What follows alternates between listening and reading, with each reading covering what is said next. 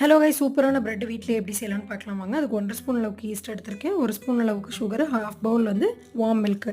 அப்படியே அது 20 மினிட்ஸ் போல் ரெஸ்ட்டில் விட்டில் ஈஸ்ட் வந்து ஆக்டிவேட் ஆயிரும். அகெயின் இப்போ ஒரு பவுலில் 2 கப் அளவுக்கு கோதுமை மாவு எடுத்திருக்கேன். அதை ஈஸ்ட்டு வந்து அப்படியே ஆட் பண்ணிக்கோங்க.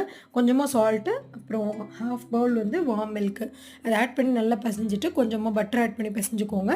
நல்லா பிசைஞ்சிட்டு ஒரு 2 ஸ்பூன்ஸ் அளவுக்கு ஆயில் விட்டு ஒரு 30 மினிட்ஸ் போல் பவுலில் சேர்த்து வச்சா நல்லா வந்து டபுள் த சைஸ் ஆகிருக்கும். இப்போ அதை எடுத்து அப்படியே திருப்பி தேய்ச்சிக்கணும். தேய்ச்சிட்டு எந்த டின்னில் பேக் பண்ண போகிறோமோ அந்த டின்னோட சைஸ்க்கு சேஞ்ச் பண்ணிக்கோங்க. அகெயின் ஒரு 30 மினிட்ஸ் வச்சு அந்த டின்னோட ஃபுல்லாக வந்துடும்.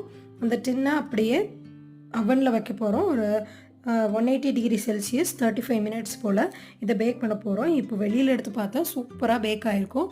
நல்லா சாஃப்டாக இருக்கும். வீட்டிலேயே சூப்பரான பிரெட் ரெடி. தேங்க்ஸ் ஃபார் வாட்சிங்.